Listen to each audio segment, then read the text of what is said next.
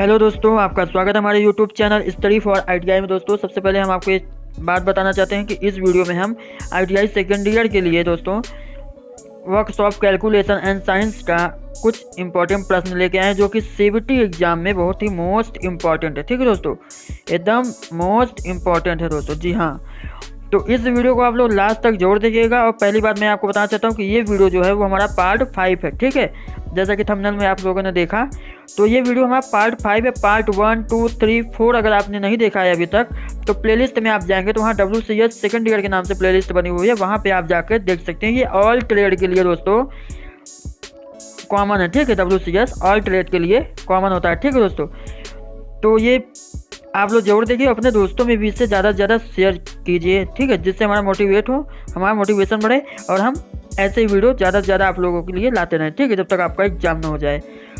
तो चलिए दोस्तों वीडियो को शुरू करते हैं। अगर आप हमारे चैनल पर नए हैं तो चैनल को लाल बटन दबा कर सब्सक्राइब जरूर कर लीजिएगा। वीडियो अच्छी लगी तो वीडियो को लाइक जरूर कर लीजिएगा। ठीक है दोस्तों, चलिए वीडियो शुरू करते हैं। तो हमारा पहला क्वेश्चन है, यदि दो वस्तुएं विराम के समय संपर्क में हो तो किस प्रकार के घर्षण कहते हैं। ठीक है, आप यहाँ से इंग्लिश भी पढ़ सकते हैं। ठीक है, which kind of friction is called if two object are in contact at rest. यदि दो वस्तुएं विराम के समय संपर्क में हो तो किस प्रकार का घर्षण कहते हैं। तो ऑप्शन सी इसका राइट आंसर हो जाएगा, स्थैतिक घर्षण। दोस्तों अगर आपको किसी भी क्वेश्चन का आंसर मालूम हो तो आप हमें कमेंट जरूर करें। ठीक है दोस्तों, स्थैतिक घर्षण। चलिए नेक्स्ट क्वेश्चन की ओर आगे चलते हैं। दोस्तों हमारा नेक्स्ट क्वेश्चन है, किस कोण को घर्षण कोण कहते हैं। ठीक है दोस्तों, इस फिगर में आपको दिया है, तो यहाँ पे आपको कुछ नाम भी लिखे हो जैसे कि ROP, FOS या SOR या ROS। ये मतलब इसी में से आपसे पूछा है कि किस कोण को घर्षण कोण कहते हैं। तो इसका ऑप्शन आप लोग देख लीजिए। तो इसका जो राइट आंसर हो जाएगा वो है ऑप्शन बी, एंगल ROS। ये एंगल ROS, ठीक है, ये वाला जो एंगल है वो हमारा क्या हो जाएगा, घर्षण कोण। ठीक है दोस्तों, तो ऑप्शन बी इसका राइट आंसर हो जाएगा। ठीक है, एंगल ROS। चलिए नेक्स्ट क्वेश्चन की ओर आगे चलते हैं। दोस्तों हमारा नेक्स्ट क्वेश्चन है दोस्तों, पूछा है सही कथन कौन सा है। ठीक है दोस्तों, तो आप लोग ये ऑप्शन जो दिए हमारे ABCD, इसको आप लोग पहले ध्यान से पढ़िए और पढ़ने के बाद हमको बताइए इसमें से राइट आंसर कौन सा होगा। ठीक है, मतलब सही कौन सा कथन लग रहा है आपको। ठीक है दोस्तों, तो आप हमें जल्दी से कमेंट करके बता सकते हैं दोस्तों। तो चलिए अब हम आपको इसका राइट आंसर बताते हैं। ठीक है दोस्तों, तो इसका जो राइट आंसर हो जाएगा वो है ऑप्शन ए। देखिए, स्नेहक जो होता है जंग को रोकने का कार्य करता है। ठीक है, जंग को रोकने के लिए कार्य करता है। बाकी सब ऑप्शन गलत है। ठीक है, स्नेहक ईंधन ग्रुप में कार्य नहीं करता है। ठीक है, स्नेहक फिल्टर ग्रुप में भी कार्य नहीं करता, स्नेहक सेल ग्रुप में भी कार्य नहीं करता। स्नेहक जो हमारा होता है मतलब लुब्रिकेंट, वो हमारा जंग को रोकने के लिए कार्य करता है। ठीक है, ऑप्शन ए इसका राइट आंसर हो जाएगा। चलिए नेक्स्ट क्वेश्चन की ओर आगे चलते हैं। दोस्तों ये देखिए, अब आपसे पूछ रहा है, अगर आपको इसका भी आंसर मालूम है तो आप हमें कमेंट बॉक्स में करके बता सकते हैं। इसका ऑप्शन हम आपको दिखा देते हैं। ठीक है दोस्तों, पहले ये क्वेश्चन पढ़ लेते क्या कर रहा है। क्वेश्चन कह रहा है कि स्नेहक के किस सिद्धांत को नियोजित किया जा सकता है। मतलब ये जो आपको फिगर दिखाया गया है इसका नाम पूछ रहा है कि कौन से प्रकार का लुब्रिकेशन है। ठीक है दोस्तों, तो ऑप्शन आप लोग को दिख रहा होगा, दबाव फीड प्रणाली, स्प्लैश फीड, गुरुत्वाकर्षण फीड या फोर्स फीड सिस्टम। तो इसका जो राइट आंसर हो जाएगा दोस्तों वो है ऑप्शन सी, गुरुत्वाकर्षण फीड प्रणाली। ठीक है दोस्तों, ऑप्शन सी इसका राइट आंसर हो जाएगा। चलिए नेक्स्ट क्वेश्चन की ओर आगे चलते हैं। दोस्तों ये सब भी एग्जाम में आते हैं, मोस्ट इंपॉर्टेंट है, आप लोग ध्यान में रखिएगा। ठीक है, ऑप्शन सी इसका राइट आंसर होगा। चलिए नेक्स्ट क्वेश्चन की ओर आगे चलते हैं। दोस्तों हमारा नेक्स्ट क्वेश्चन है दोस्तों, अब इसको ध्यान से आप लोग देखिए, ये सॉल्व है। अगर इसका आंसर आपको मालूम तो आप हमें कमेंट बॉक्स में जरूर करके बताएं। पहली बात आइए हम क्वेश्चन पढ़ते हैं। लिखा है, टायरों का मतलब टायरों और सड़क के बीच घर्षण के गुणांक के साथ सड़क पर चलने वाला द्रव्यमान 1000 kg के वाहन को रोकने के लिए कितने बल की आवश्यकता होगी। मतलब आपको फोर्स पूछ रहा है। ठीक है, बल आपसे पूछ रहा है कितने बल की आवश्यकता होगी। और ये जो आपको दिया है, ये क्या दिया है, ये म्यू दिया है आपको। ठीक है, म्यू कितना दिया है, 0.4। ठीक है, 0.4 आपको म्यू दिया है। ठीक है, म्यू मतलब घर्षण गुणांक। ठीक है, तो म्यू दिया है आपको, और क्या दिया है आपको, ये द्रव्यमान मतलब वेट। W आपको क्या दिया है 1000 kg, ठीक है। तो अगर आप लोग इसको निकाल सकते हैं कॉपी में तो आप जल्दी से निकाल के हमको कमेंट करिए, मैं इसका सॉल्व करवा देता हूँ। कि आप लोग जानते हैं कि घर्षण गुणांक मतलब म्यू बराबर क्या होता है F/W, ठीक है। तो हमको F निकालना है, म्यू हमारा क्या दिया है 0.4, ठीक है दोस्तों, ध्यान से देखिएगा। और F हमको निकालना है और W क्या दिया है, W दिया है 1000 kg, ठीक है, 1000 kg। अब इसको जब आप इधर ले आएंगे तो मल्टीप्लाई में हो जाएगा, डिवाइड है तो मल्टीप्लाई हो जाएगा ना। तो F बराबर हमारा क्या हो जाएगा 1000 गुणे और ये क्या था 0.4, ठीक है। आप लोग जानते हैं अगर दशमलव को उड़ाएंगे तो एक जीरो नीचे आ जाता है ना, इतना तो मालूम ही होगा। एक जीरो से एक जीरो आप काट लीजिए। अब 4 का इसमें गुणा कराएंगे तो फोर्स हमारा क्या आ जाएगा 400, ठीक है। बाद हमारा क्या निकल गया 400 kg, ठीक है। तो यही हमारा क्या हो जाएगा राइट आंसर। आप देखेंगे ऑप्शन डी देखेंगे तो इसका राइट आंसर हो जाएगा, ठीक है। अब इसको हम डिलीट कर देते हैं। ये फार्मूला आप लोग ध्यान में रखिएगा, ठीक है। म्यू बराबर क्या होता है F/W, ठीक है। चलिए नेक्स्ट क्वेश्चन को आगे चलते हैं दोस्तों। तो ऑप्शन डी इसका राइट आंसर हो जाएगा, ठीक है। ये देख रहे हैं ना 400 kg। चलिए इसी तरह हमारे लास्ट तक वीडियो जरूर देखिए दोस्तों, इसमें और भी क्वेश्चन सॉल्व करवाया गया है, ठीक है दोस्तों। अब आपसे पूछ रहा है कि उस बिंदु का नाम क्या है जिस पर शरीर के सभी भार केंद्रित होते हैं।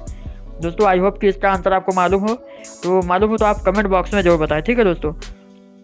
देखिए हम कमेंट बॉक्स में क्यों करते हैं बताने के लिए, ताकि आपकी ही तैयारी हो भैया, हमारा कुछ नहीं होगा, ठीक है दोस्तों।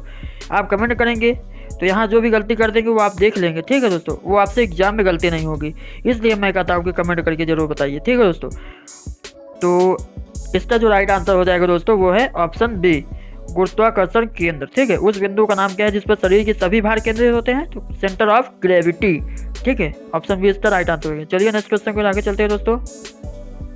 तो दोस्तों जो हमारा नेक्स्ट क्वेश्चन है पूछा है कि वृत्त का क्षेत्रफल आपको दिया है इतना, ठीक है 706.5 सेंटीमीटर स्क्वायर है। और वृत्त का क्या पूछ रहा है व्यास मतलब डायमीटर आपसे पूछ रहा है, ठीक है। तो आपको क्या दिया है कि वृत्त का जो क्षेत्रफल आपको दिया है, ठीक है। ये वृत्त हम बता देते हैं, यहाँ पे ए लिख दे मतलब वृत्त का एरिया, ठीक है दोस्तों। वृत्त का एरिया क्या होता है मतलब सर्कल का एरिया क्या होता है πr²।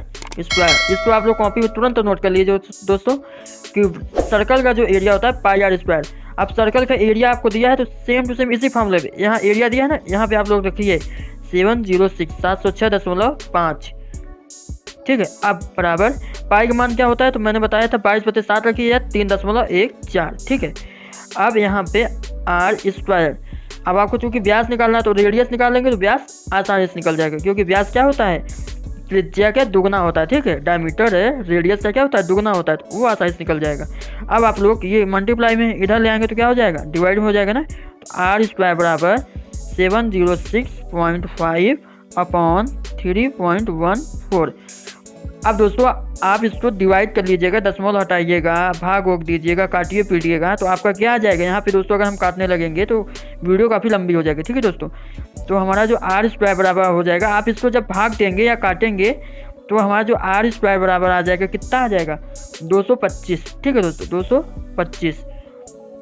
तो अब आप इतना जानते होंगे कि r बराबर मतलब कि अगर स्क्वायर हटाएंगे तो यहाँ क्या लग जाएगा √225। तो अब आपको अंडर रूट भी याद होना चाहिए, ठीक है दोस्तों। कम से कम 1 से 25 तक तो याद ही होना चाहिए। तो ये हमारा किसका रूट है तो ये हमारा है 15 का, ठीक है। r हमारा क्या हो गया 15। अब दोस्तों हमारा रेडियस क्या निकल गया, रेडियस हमारा निकल गया क्या, रेडियस हमारा क्या निकल गया 15। तो अब आपसे डायमीटर पूछा है तो डायमीटर क्या होता है रेडियस का दुगना होता है, ठीक है। तो रेडियस का दुगना क्या हो जाएगा, ये 15 है तो 15 × 2, तो क्या राइट आंसर हो जाएगा 30, ठीक है। ऑप्शन सी आप लोग देख रहे होंगे 30 सेंटीमीटर, ये इसका राइट आंसर हो जाएगा, ठीक है दोस्तों। आई होप दोस्तों आपको स्टेप बाय स्टेप मैंने समझाने की कोशिश किया है, आप लोग समझ में जरूर आया होगा, ठीक है दोस्तों। ठीक, तो ऑप्शन सी इसका राइट आंसर हो जाएगा। अब हम इसको डिलीट कर देते हैं, ऑप्शन सी इसका राइट आंसर हो जाएगा, ठीक है 30 सेंटीमीटर, ठीक है। चलिए नेक्स्ट क्वेश्चन के आगे चलते हैं दोस्तों। हमारा नेक्स्ट क्वेश्चन है दोस्तों कि यदि परिधि 31.4 सेंटीमीटर है तो वृत्त का व्यास क्या है। दोस्तों इसको भी आप लोग ध्यान से समझने की कोशिश कीजिए।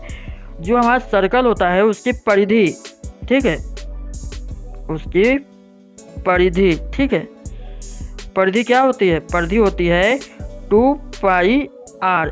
ठीक है,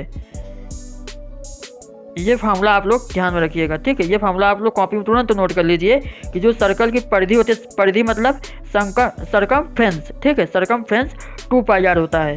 तो परिधि दिया है तो सेम टू सेम यही काम करिए। 331 यहाँ से कलर थोड़ा चेंज कर लेते हैं। हाँ, 31.4। हाँ, और 2, अब पाई का मान क्या है? 3.14 और आर व्यास पूछा ना, तो पहले रेडियस निकाल लेते हैं। अब 2 से इसको काटेंगे, जब इधर ले आएंगे तो कितना हो जाएगा? 157 बार आप कट जाएगा। ठीक है, 15.7 बार ये कट जाएगा, आप काट के देख लीजिएगा। अब उसके बाद क्या करेंगे कि इसको जब इधर ले आएंगे डिवाइड हो जाएगा, तो क्या हो जाएगा? 15.7 बटे 3.14। ठीक है, ये आर आ गया। ठीक है, थोड़ा इधर सॉल्व कर देते हैं नेक्स्ट स्टेप। ठीक है दोस्तों, इधर आप लोग देख लीजिए कि जब आप 15.7 को मतलब 3.14 से जब भाग देंगे दोस्तों, तो आपका हो जाएगा आर हमारा क्या आ जाएगा? 5 आ जाएगा। ठीक है दोस्तों, आप भाग दे लीजिएगा, 4 आ जाएगा। ठीक है, ये दशमलव हटाएंगे, यहाँ पे 2 जीरो लग जाएगा। ये दशमलव हटाएंगे, यहाँ पे 8 जीरो लग जाएगा। 8 जीरो से 8 जीरो कट जाएगा। अब इससे जब आप इसको भाग देंगे तो आप देखेंगे कि ये हमारा 5 बार में चला जाएगा। ठीक है, आप देख लीजिएगा। तो हमारा रेडियस कितना आ गया? 5। तो अब आपको मालूम है कि जो हमारा डायमीटर होता है वो क्या होता है? रेडियस का दुगना होता है। तो हमारा डायमीटर कितना हो जाएगा? 10 सेंटीमीटर। ठीक है, अब ऑप्शन देखिए इसमें कौन सा है? Option B. ये देखिए 10 सेंटीमीटर, यही हमारा आंसर हो जाएगा। ठीक है, तो ये हमारा राइट आंसर हो जाएगा ऑप्शन बी। ठीक है, तो आप लोग परिधि को भी ध्यान से रखिएगा। ठीक है, क्या होती है वृत्त की परिधि? 2 पाई आर। ठीक है, इसको आप लोग ध्यान में रखिएगा। ठीक, चलिए नेक्स्ट क्वेश्चन की ओर आगे चलते हैं दोस्तों। हमारा नेक्स्ट क्वेश्चन है, तो दोस्तों हमारा नेक्स्ट क्वेश्चन भी बहुत ज़बरदस्त हो गया। ठीक है दोस्तों, तो अब आपको इसमें कुछ फिगर दिख रहा है। इसमें छायांकित भाग का क्षेत्रफल आपसे, मतलब छायांकित भाग ये जो है ये पार्ट, ये आप पूछ रहा है। ठीक है, अब इसको निकालेंगे कैसे? तो सबसे पहले आपको एक आयत टाइप का दिख रहा है, इसका क्षेत्रफल आपको निकालना पड़ेगा, इसका एरिया आपको निकालनी पड़ेगी। और फिर उसमें से आपको ये जो क्या कहते हैं कि ये सेमी सर्कल आपको दिख रहा है, इसका एरिया आपको निकालना पड़ेगा। और जब उन दोनों को आप माइनस कर देंगे तो आपका छायांकित भाग का क्षेत्रफल आ जाएगा। ठीक है, चलिए सबसे पहला काम क्या करते हैं, इसका क्षेत्रफल निकालते हैं। तो आयत का क्षेत्रफल क्या होता है? लंबाई इंटू चौड़ाई। ठीक है, आयत का क्षेत्रफल क्या होता है? L इंटू बी, लंबाई इंटू चौड़ाई। तो दोस्तों आप ध्यान से देखिए कि ये जो सेमी सर्कल टाइप का बना हुआ है हमारा, ठीक है, तो इसका यहाँ से यहाँ तक दिया है 50 mm। ठीक है, कितना दिया है? 50 mm। ठीक है, 50 mm दिया है, आप लोग देख रहे होंगे ना, 50 mm। तो दोस्तों ये हमारा क्या दिया है? रेडियस दिया है। ठीक है, यहाँ से यहाँ तक रेडियस दिया है। और जब यहाँ से यहाँ तक 50 mm रेडियस है, तो यहाँ से यहाँ भी तो रेडियस होगी, यहाँ से यहाँ भी तो रेडियस होगा। तो इसके टोटल लंबाई कितना हो जाएगा? इसका टोटल हो जाएगा 100। ठीक है दोस्तों, ध्यान से समझिएगा। अब ये वाला तो आपको मालूम ही है 50 होगा, क्योंकि यहाँ पे दिया हुआ है। ठीक है दोस्तों, तो आयत का क्षेत्रफल कैसे निकलेगा? लंबाई इंटू चौड़ाई। तो हम यहाँ पे लिख देते हैं, यहाँ पे आप लोग देख लीजिए, आयत का जो क्षेत्रफल होता है L इंटू बी, लंबाई इंटू चौड़ाई। ठीक है, तो लंबाई कितनी है? 100 और चौड़ाई कितनी है? 50। ठीक है, तो हम डायरेक्ट कर देते हैं, 100 इंटू 50 करेंगे कितना आ जाएगा? 5000। ठीक है दोस्तों, ठीक है। अब हमको क्या निकालना है? सेमी सर्कल का एरिया। ठीक है, तो सेमी सर्कल का एरिया क्या होता है? यहाँ पे आप लोग देख लीजिए, कलर थोड़ा चेंज कर देते हैं तो बताते हैं। हाँ, सेमी सर्कल का जो एरिया होता है वो होता है 1/2 पाई आर स्क्वायर। ठीक है, तो आप तुरंत चलिए मान रख दीजिए, 1/2 तो होगा ही, और पाई का मान क्या होता है? 3.14 होता है, और रेडियस क्या दिया है? 50 का स्क्वायर, 50 का स्क्वायर होता है। ठीक है, तो आप 50 इंटू 50 लिख लीजिएगा। ठीक है दोस्तों, ठीक है, इतना कर लिए आप लोग। अब आपको क्या करना है, इसको काटिए, ये 25 बार चला जाएगा, ये 50 काट दीजिए ना, 2 दूनी 4, 2 पंचे 10। ठीक है, ये हमने 50 इंटू 50 लिखा है, क्योंकि रेडियस क्या दिया है? 50 दिया है। तो 50 का स्क्वायर करने के लिए हम 50 को 2 बार गुणा कर दिया। ठीक है दोस्तों, तो अब आप इसको जब गुणा कर लेंगे, ठीक है, किसमें? 3.14 इंटू 25 और इंटू कितना?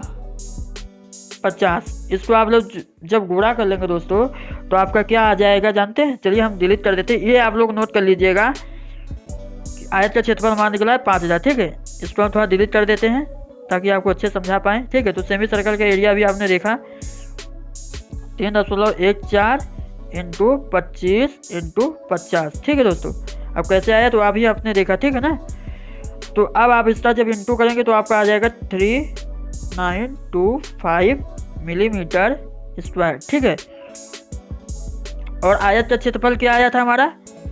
5000 मिलीमीटर स्क्वायर। ठीक है, अब इसमें से इसको घटा लीजिए। ठीक है, 6 अंकीय भाग का क्षेत्रफल आ जाएगा। ठीक है, 5000 में से 3925 घटाएंगे जब आप तो देखेंगे 10 5 गई 5 आ जाएगा। ठीक है, और 9 में से 2 गई 7, 9 में 9 गई 0 और 4 में से 1 गई 1, तो 175 मिलीमीटर स्क्वायर। ये हमारा क्या हो गया? आंसर। ठीक है दोस्तों, ये हमारा क्या हो गया? आंसर। चलिए देख लेते हैं इसका राइट आंसर कहाँ पे दिया है। तो ये देखिए,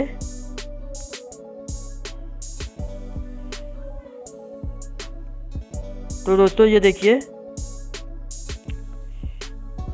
इसका राइट आंसर ये देखिए ऑप्शन डी। ठीक है, ऑप्शन डी इसका राइट आंसर ये देखिए दिया हुआ है 1075 मिलीमीटर स्क्वायर। ठीक है, अभी हमने निकाला। तो इसमें आपको कुछ नहीं करना है, पहले आयत का क्षेत्रफल निकाल लेना है। आयत की लंबाई बता दिया हमने, अगर ये रेडियस दिया है 8 तो ये भी रेडियस होगा, यहाँ से यहाँ भी रेडियस है, मतलब टोटल कितना हो गया 100। ठीक है ना, और यहाँ से यहाँ तक तो 50 दिया ही है, आपको दिख रहा है।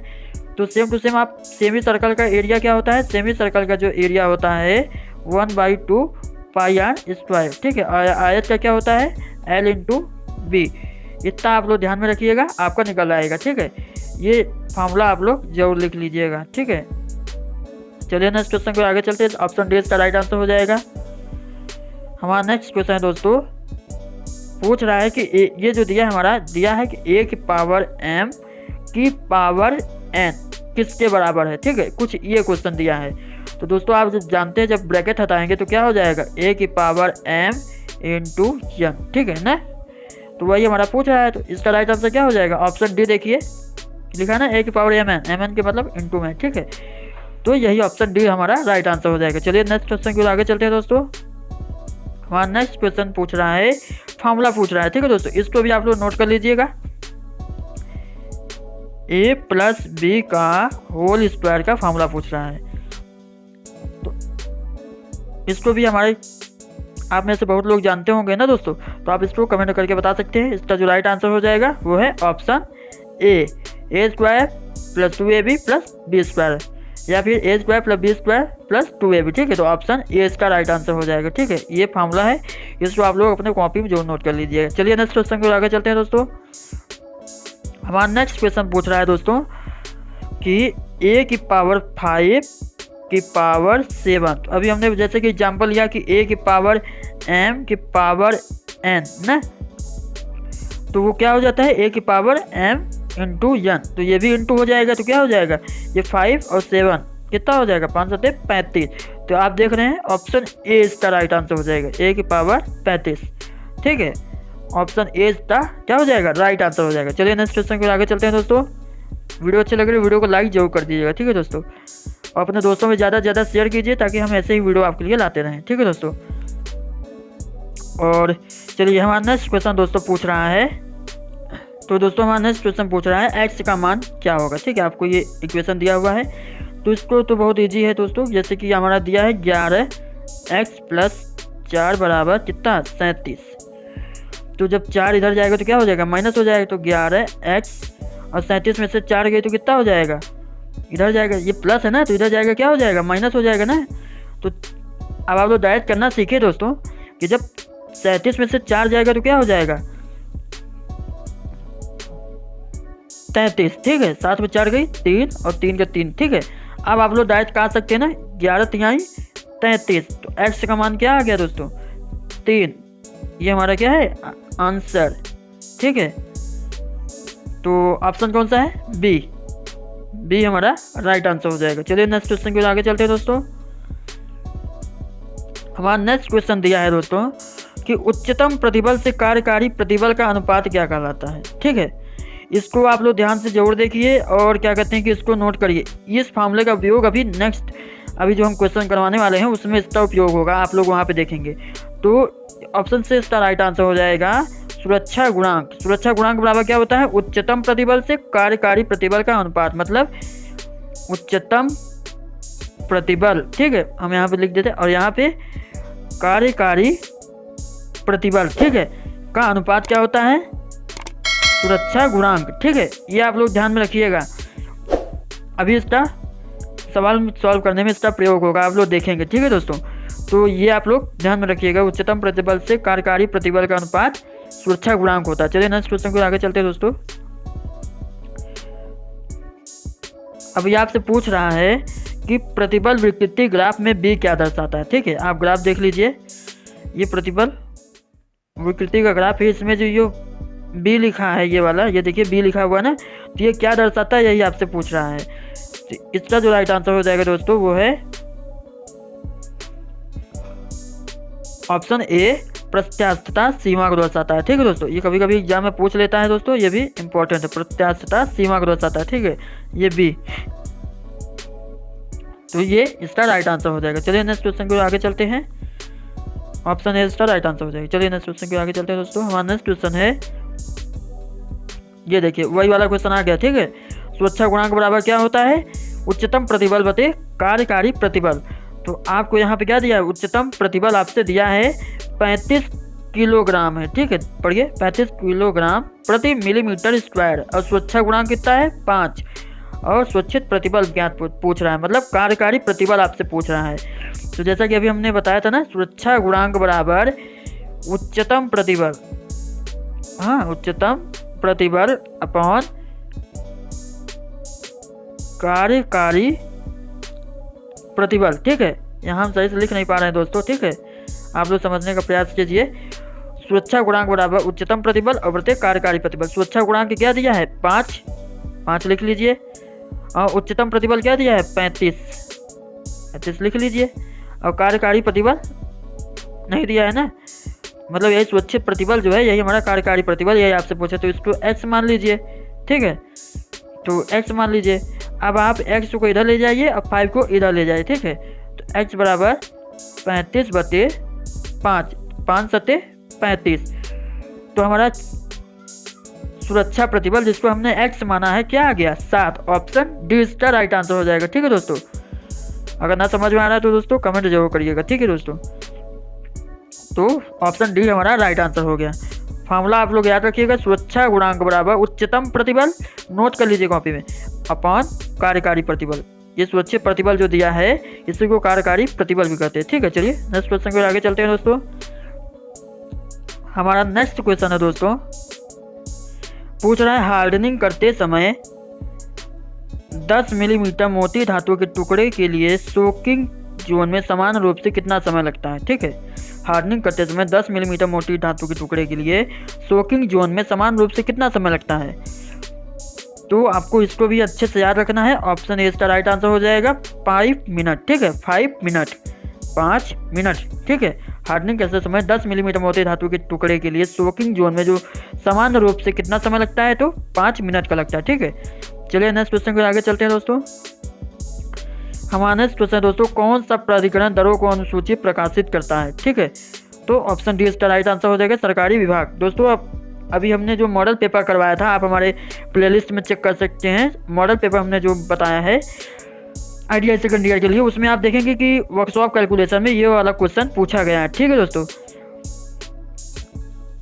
इसलिए ये इम्पॉर्टेंट दोस्तों। ठीक है, इसीलिए हम इसको करवा रहे हैं। ठीक है, और टेलीग्राम अभी तक आपने हमारा ज्वाइन नहीं किया तो उसको जरूर ज्वाइन कर लीजिए। ठीक है दोस्तों, क्योंकि उसमें इसका PDF हम डाल देते हैं। ठीक है, PDF इसका जो होता है वो हमारा टेलीग्राम में डाल दिया जाता है वीडियो अपलोड होने के एक दिन बाद। ठीक है, क्योंकि PDF बनाना पड़ता है। ठीक है दोस्तों, तो इसका राइट आंसर क्या हो जाएगा दोस्तों, जो कौन सा प्राधिकरण दरों को अनुसूची प्रकाशित करता है, तो ऑप्शन डी सरकारी विभाग। ठीक है, चलिए नेक्स्ट क्वेश्चन को आगे चलते हैं दोस्तों।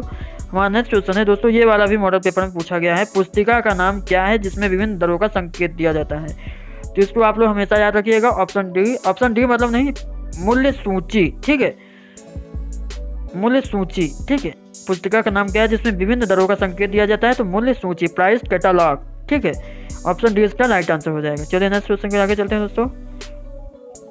हमारा नेक्स्ट क्वेश्चन है दोस्तों कि आकलन की लागत कौन तैयार करता है, ठीक है। आकलन की जो लागत होती है वो कौन तैयार करता है? ऑपरेटर तैयार करता है, गुणवत्ता निरीक्षक तैयार करता है, या अनुमानक तैयार करता है, या ड्राफ्ट्समैन? तो दोस्तों आपको मालूम होगा जो आकलन की लागत होता है वो हमेशा अनुमानक तैयार करता है, ठीक है। ऑप्शन सी इसका राइट आंसर हो जाएगा, ठीक है, एस्टिमेटर। तो दोस्तों आज का हमारा ये लास्ट क्वेश्चन था दोस्तों। आई होप कि आपको वीडियो अच्छी लगी होगी। वीडियो अच्छी लगी तो वीडियो को प्लीज़ ज़्यादा से ज़्यादा आप लोग शेयर जरूर कीजिए, ठीक है दोस्तों। और वीडियो अच्छी लगी तो वीडियो को लाइक जरूर कर दीजिएगा दोस्तों। और चैनल पर नए हैं तो चैनल को सब्सक्राइब जरूर कर लीजिएगा, ठीक है दोस्तों। अब एग्ज़ाम चूँकि नज़दीक आ गया है दोस्तों, इसलिए आप अपनी पढ़ाई को जारी रखिए दोस्तों। और जिनका एग्ज़ाम है वो हमें कमेंट बॉक्स में बताएं कि उनका एग्ज़ाम कब है, ठीक है दोस्तों। तो चलिए मिलते हैं नेक्स्ट वीडियो में दोस्तों। तब तक के लिए जय हिंद, जय भारत।